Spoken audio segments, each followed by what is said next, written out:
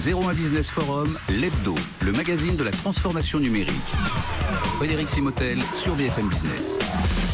Vous en avez certainement entendu parler si vous avez suivi l'actualité high-tech cet été. Le Bitcoin, l'actualité a été un peu chaude avec un cours qui a explosé. Puis là récemment les Chinois qui interdisent les levées de fonds en Bitcoin. Enfin, on va parler de tout ça, on va vous expliquer vraiment tout ça, revenir sur ces technologies, sur les enjeux, sur le rôle des acteurs en France avec nos invités. Je vous les présente tout de suite. Pierre Entremont, principal à Autium Ventures. Bonjour. Bonjour Frédéric. Pierre, merci d'être avec nous. À vos côtés, Tristan Colombet, il est CEO et fondateur de Dome Rider. Bonjour Frédéric. Tristan. Et puis vous allez nous parler parce que vous avez une levée de fonds en cours et justement une ICO, comme on dit, hein, c'est une levée de fonds en Bitcoin. Donc on va en parler avec vous. Et puis pour bien nous cadrer le débat et nous dire ce qu'on peut faire, ce qu'on peut pas faire, quels sont les enjeux aussi autour de ça. Franck Guyader, bonjour. Bonjour Frédéric. Vous êtes directeur de la division FinTech, Innovation et Compétitivité à l'AMF. Alors je vous l'ai dit, une actualité très chaude hein, cet été. Souvenez-vous, hein, le Bitcoin était aux alentours de 1000 euros. Aujourd'hui, il frôle les 4000 euros. Là, il a un petit peu baissé parce qu'il y a eu une actualité en Chine qui a rendu illégales les levées de fonds en Bitcoin. Et puis, il y a plusieurs choses. Mardi, le régulateur britannique, la Financial Conduct Authority, a dit les ICO sont des investissements spéculatifs très, très risqués du fait de l'absence de réglementation. Pierre Entremont, une ICO, pour ceux qui nous écoutent, qui nous regardent, bien comprendre ce que c'est qu'une levée de fonds. Est-ce que c'est la même chose qu'une levée de fonds traditionnelle avec juste de la crypto-monnaie ? Oui. Alors, vous connaissez le Bitcoin, c'est une monnaie virtuelle et il est en fait assez facile de créer des monnaies virtuelles. Et cette faculté de créer des monnaies, elle est utile, notamment quand on est une entreprise et qu'on est en train de créer un réseau décentralisé. On est comme ça capable de créer une monnaie et de la mettre dans ce réseau pour permettre à ce réseau de fonctionner. Donc ça, c'est ce qui est en train de se passer en ce moment et on parle d'ICO au moment où le réseau est créé et où la monnaie est créée pour être émise et distribuée aux utilisateurs. Alors parfois elle est distribuée gratuitement et parfois elle est vendue. Et donc c'est ce phénomène-là qu'on appelle ICO par référence aux IPO qui sont les introductions en bourse. Donc ici on introduit le token et pas l'action. D'accord, alors et on va comprendre encore mieux avec vous Tristan Colombet, vous êtes CEO fondateur de Dome Rider. Dome Rider, nous dire en deux mots ce que ça fait, puis nous dire vous êtes en pleine levée ICO, nous dire comment ça se passe, et puis ensuite voilà, on reviendra vers Franck Guyader, nous expliquer un peu, puis revenir peut-être sur cette citation de la Financial Conduct Authority. Tristan Colombet. Oui, donc Dome Rider, historiquement, nous sommes un acteur spécialisé dans la récupération de noms de domaine que nous revendons ensuite aux enchères. Et il y a maintenant quelques mois, nous avons saisi l'opportunité de pouvoir porter ces enchères sur la technologie blockchain. Et nous lançons aujourd'hui un réseau décentralisé d'enchères en temps réel, destiné à couvrir tous les acteurs, commissaires-priseurs, maisons de vente dans le monde qui opèrent des enchères. Mmh. Et à l'occasion de cette opération, du coup, nous avons décidé d'introduire donc notre propre jeton, le Dome Rider Token, sous la forme d'une ICO qui a débuté, dont la vente a débuté le 11 septembre. Et donc, ça veut dire que les investisseurs qui vont acheter ces tokens et donc vous fournir aussi des fonds dans cette crypto-monnaie en tout cas, qui sont-ils ? Alors, ils sont de tout type. Nous avons beaucoup de crypto-investisseurs et de crypto-entrepreneurs, c'est-à-dire des gens qui ont intégré assez tôt ces communautés de crypto-monnaies, Bitcoin, Ethereum, et qui aujourd'hui, grâce à l'augmentation des cours, disposent de capitaux qu'ils sont prêts à investir de manière importante. Et on a également un certain nombre de gens plus issus de la finance traditionnelle qui maintenant arrivent sur ces crypto-monnaies et qui sont décidés à profiter de l'opportunité que peuvent représenter les crypto-monnaies et les ICO de pouvoir faire des plus-values importantes. Et tous les deux, quand vous entendez justement les ICO sont des investissements spéculatifs très risqués du fait de l'absence de documentation adéquate, de potentiel de fraude, volatilité des prix. Vous entendez bien autrement. Tout ça est très vrai. Il n'y a absolument pour l'instant aucune régulation sur ce sujet-là. Donc tout un chacun peut du jour au lendemain lancer son ICO. Et donc il faut faire en tant qu'investisseur en ce moment, tant qu'il n'y a pas de régulation, très attention à où est-ce qu'on met les pieds. Notamment, peut-être, il y a deux grands niveaux. Le premier grand niveau, c'est de savoir quel est le projet dont on parle. Donc, est-ce que c'est vraiment un réseau décentralisé ou est-ce que c'est quelqu'un qui s'est dit qu'il allait lever facilement de l'argent par ce biais-là ? Et est-ce que Est-ce que c'est quelque chose, est-ce qu'il y a des effets de réseau? Est-ce qu'on peut s'attendre à une ampleur qui justifie l'investissement demandé? Premier niveau. Et deuxième niveau, quelle est l'équipe qui porte ça et est-elle capable de mener à bien ce projet? Puisque très souvent, l'investissement, il se fait au niveau d'une feuille de papier où rien n'existe. Et donc, il faut avoir une confiance quasiment aveugle dans l'équipe sur à la fois ses capacités techniques et aussi son intégrité au sens de l'honnêteté, parce qu'elle va avoir ensuite des années pour déployer son jeu, à la fois techniquement et à la fois dans le respect de ses engagements. Alors justement, Franck Guyader, vous êtes directeur de la division FinTech, innovation, compétitivité à l'AMF.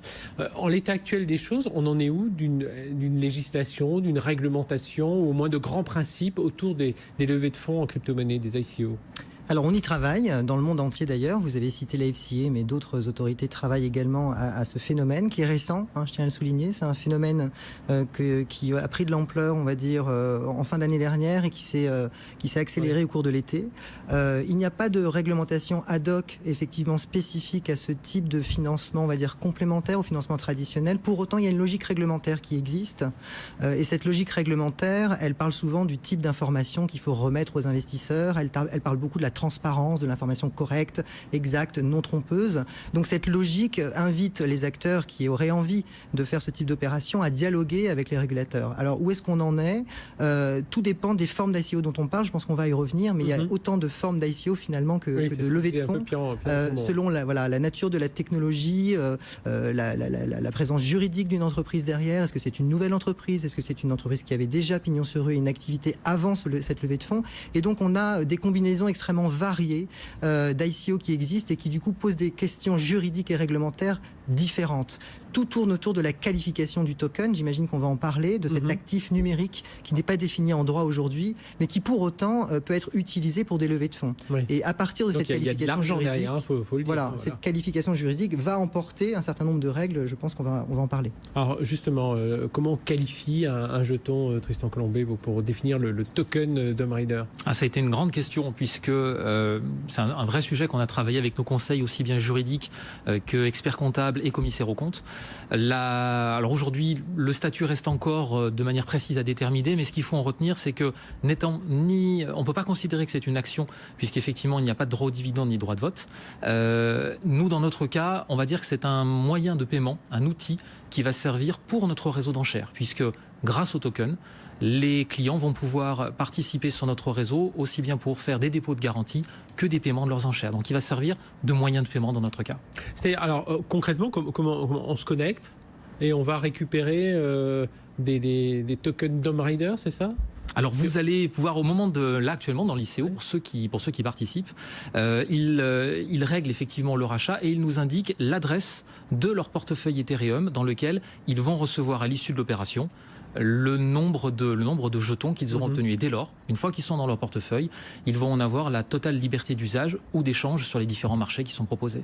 Pierre Entremont, Franck Guyader le disait, voilà, il faut être bien clair sur le type de jeton, le type de token. Tout à fait, ouais. En fait, ce sujet de jetons et d'ICO a été créé pour répondre aux besoins d'un type d'organisation bien spécifique, qui sont des entreprises qui créent des réseaux décentralisés. Sachant que l'entreprise crée le réseau, mais ensuite, une fois que le réseau existe et vit sa vie, elle n'a plus vraiment son rôle à jouer dedans. Et donc, ces entreprises-là, elles ne peuvent pas se financer par des biais traditionnels avec des financements en actions traditionnels, puisqu'elles n'ont pas vocation à faire de bénéfices. Elles ne sont plus dans le scope du réseau. Et donc c'est un moyen pour elles de se financer que de première étape, lever des fonds en vendant les tokens, et deuxième étape, conserver une partie des tokens qui, plus le réseau vont grandir, auront de la valeur. Et peut-être un exemple de réseau comme celui-ci, il y a notamment Filecoin qui a levé 200 millions de dollars cet été. Donc là, c'est un réseau de stockage de data. Parce que vous incitez 200 millions de dollars, il faut bien dire à ceux qui nous écoutent, on n'est pas en train de parler de 10 000 euros ou de 20 000 euros. Non. On est en millions de dollars, on parle en milliards. Je crois que c'est plus de 500 ou voire même plus d'un milliard cet été. Filecoin, 200 millions de dollars en quelques jours. Ouais. C'est vraiment très rapide. Et donc Filecoin, qu'est-ce que c'est par exemple? C'est comme Dropbox en décentralisé, donc pour stocker des fichiers. Donc n'importe qui peut apporter de la puissance de stockage. Donc vous branchez votre disque dur et vous apportez de la puissance au réseau. Et n'importe qui peut se présenter au réseau, vouloir stocker des données dedans et donc présenter ses fichiers au réseau. Et pour que les stockeurs et les offreurs de stockage se mettent d'accord, il y a le token Filecoin qui leur permet d'échanger. Et l'entreprise Filecoin qui a créé ce réseau-là, elle existe toujours, elle œuvre toujours pour le bien du réseau, mais elle n'intervient pas dans ces échanges. Oui. Donc elle a besoin de se financer d'une façon ou d'une autre. C'est ce qu'on prend, Franck Guyader, c'est, vous le disiez à l'instant, c'est la qualification du token, la confiance dans l'entreprise. Enfin, c'est toutes ces règles que vous essayez de reconnaître au sein de l'AMF pour essayer d'établir un peu une réglementation ou au moins des précautions, fournir des précautions à ceux qui veulent les utiliser. Tout à fait. En fait, on essaie de comprendre les différents modèles d'affaires qui se présentent parce qu'un jeton peut porter plusieurs bénéfices. Il peut uniquement se valoriser lorsqu'un marché secondaire se crée à l'issue de l'ICO. Il y a certaines ICO, on en parlera peut-être après, il y a des fraudes qui existent et les entreprises finalement ne se développent pas ou n'existent pas. C'est important de le rappeler, on pourra donner quelques volumes en matière de fraude dans ce domaine. Donc une valeur éventuelle, également parfois un droit de propriété. Un accès à la gouvernance de cette entreprise et puis parfois également un accès à l'usage des technologies qui sont adossées à ces opérations. Donc on a différentes formes comme ça de tokens qui peuvent donner lieu à plusieurs bénéfices. Et derrière ces bénéfices, des risques évidemment existe, puisque en termes de propriété, si la gouvernance est mal définie, on peut être surpris. En termes de valorisation, si aucun marché secondaire ne se crée derrière, le token ne vaut rien et donc on peut tout perdre. Et en matière d'usage, on peut également, si le white paper, qui est le document qui vient définir cette activité au départ, s'il a été mal conçu, on peut mal comprendre finalement l'opération dont il est question. Sur les volumes, on est à 1,5 milliard à peu près en un an, pour comparer aux IPO, 56 milliards d'IPO dans le monde. Donc on voit à peu près le volume que ça représente. Ce n'est plus un épiphénomène. Mais c'est quand même 1 milliard. Voilà. C'est quand même un volume qui prend de l'ampleur et qui s'est accéléré au cours de l'été. On peut avoir plusieurs, de ce que vous venez, j'essaie de comprendre, on peut avoir plusieurs formes d'ICO du coup à travers... Tout à fait, on a plusieurs formes d'ICO qui d'ailleurs existent dans le monde. Vous avez des plateformes qui listent les différentes formes d'ICO et qui elles-mêmes mentionnent les fraudes qui ont existé. Des plateformes qui ont pignon sur rue mentionnent une douzaine de fraudes qui ont détourné des fonds, alors soit pour des raisons de cybersécurité, soit parce que l'entreprise, encore une fois, n'existait pas, parce qu'on voit des projets qui sont apatrides, il n'y a pas d'existence juridique et pas de pays non plus derrière ces projets qui peuvent entraîner des montants assez conséquents. Aux États-Unis, les observateurs institutionnels et privés parlent de 10% du montant global des ICO depuis un an, c'est-à-dire à peu près 150 millions de dollars quand même de fraude. En Chine, il y a eu des déclarations récemment sur les 350 millions de dollars levés en Chine au cours des derniers mois. On parle de 90% des opérations qui seraient frauduleuses. Alors il faut prendre ces chiffres avec beaucoup de précaution parce que par essence la blockchain est un monde qui a peu de frontières, qui est décentralisé, donc il est difficile de centraliser l'information. Pour autant, on voit un peu les ordres de grandeur qui peuvent exister en matière de fraude. On parlait, Pierre Entremont, de plus d'1 milliard de dollars d'investissement. Aujourd'hui, alors dans les levées de fonds actuelles en France, on a vu c'est en train d'exploser. On parlait de Mano 60 millions. On a des 20 millions, ça devient presque courant. On en a 3-4 dans la semaine. Est-ce que dans ces crypto-monnaies, si quelqu'un venait à lever beaucoup, il pourrait y avoir une déstabilisation parce qu'on comprend que ces crypto-monnaies, c'est de la création. Oui. Alors l'argent ne vient pas forcément du même endroit. Dans le monde du venture capital français et international, l'argent vient des fonds de VC, des investisseurs qui sont derrière eux. Et donc pour l'instant, cet argent-là ne se déverse pas complètement dans le monde des ICO, même s'il y a des gens qui se posent des questions, nous y compris. Ensuite, dans le monde des ICO, d'où vient l'argent? C'est plutôt des investisseurs particuliers qui souvent ont réalisé des plus-values importantes grâce aux cryptocurrencies parce qu'ils ont investi il y a longtemps. Et ces gens-là donc sont ouverts aux opportunités d'investissement et c'est de là que vient une partie importante de l'argent et c'est aussi comme ça que s'explique l'inflation des montants parce que quand vous avez des gens qui ont fait x10 sur leur investissement, ils sont peut-être plus enclins à payer cher. Tristan Guyader Franck Guyader de l'AMF. Les risques, il y a donc des risques associés à l'achat de tokens. Comment vous les identifiez au sein de l'AMF ?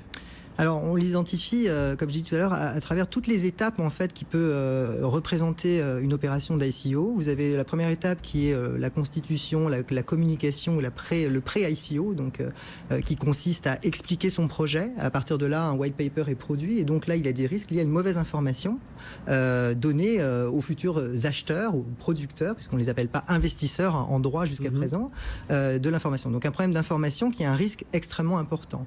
Et là-dessus, j'insiste j'insiste sur le fait que, en général, les personnes qui investissent dans ces projets sont des technophiles, des geeks, au départ. Alors, c'est en train de s'élargir, mais au départ, c'est plutôt des personnes qui comprennent ces environnements, parce qu'on est dans un nouveau paradigme d'entreprise et d'investissement. Et il est extrêmement important de rattacher les opérations d'ICO à l'univers qu'elles représentent. On ne peut pas considérer aujourd'hui que les ICO sont des opérations qui conviennent à l'ensemble des entreprises qui ont besoin de lever des fonds. Derrière, il y a du token, il y a des technologies blockchain et il y a un modèle économique et technologique qu'il faut comprendre. Deuxième forme de risque, une fois que l'ICO est lancé, il y a eu une valorisation du token qui a été faite et qui d'ailleurs généralement fait appel à l'environnement blockchain, c'est-à-dire à tous les partenaires qui vont participer à ce projet, qui vont chercher à valoriser l'actif numérique, le jeton. La valorisation peut être extrêmement mal faite puisqu'il n'y a pas aujourd'hui de règles précises en la matière. Il n'y a pas un régulateur qui dit voilà.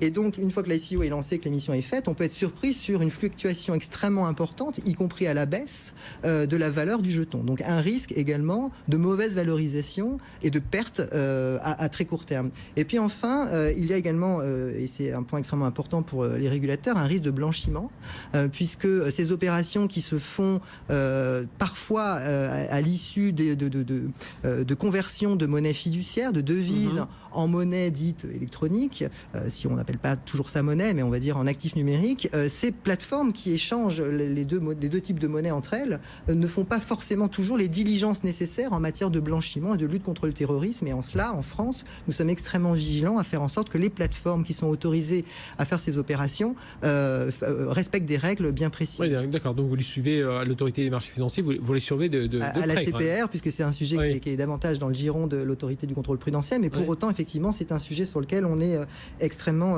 vigilant. Et puis ensuite, la nature de l'investisseur, bien sûr, puisqu'on l'a dit, il ne faut pas s'adresser à n'importe qui. On entend la Chine qui rend illégal les ICO, votre action, Pierre Entremont, puis ensuite...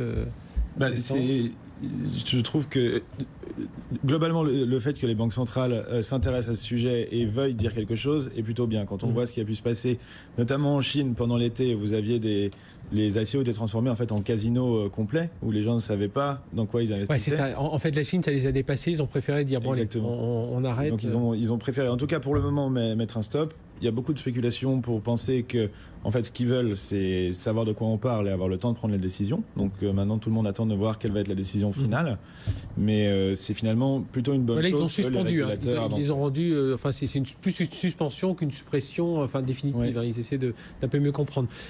Tristan Colombet, je rappelle, avec Dom Rider, vous êtes en pleine levée de fonds à travers ces ICO. Ce côté, sulfureux. Alors vous-même, vous êtes acteur puisque vous-même votre activité avec Dom Rider, c'est aussi travailler sur cette blockchain, sur ces crypto-monnaies et participer à des enchères de noms de domaine. Donc vous connaissez bien ce phénomène, mais il y a toujours ce risque, on le sait, et c'est vrai, quand on parle de Bitcoin, il y a des gens qui connaissent moins bien, tout de suite ils parlent de la fraude, du blanchiment d'argent, ce genre de choses. Bien sûr, c'est pour ça qu'effectivement aujourd'hui, ça a été dit tout à l'heure, les ICO restent adaptés à un public peut-être averti. Pour autant, on peut pas enlever toutes les opportunités incroyables que ça offre, parce qu'au-delà du phénomène de spéculation dont on entend parler, il y a un véritable fond technologique.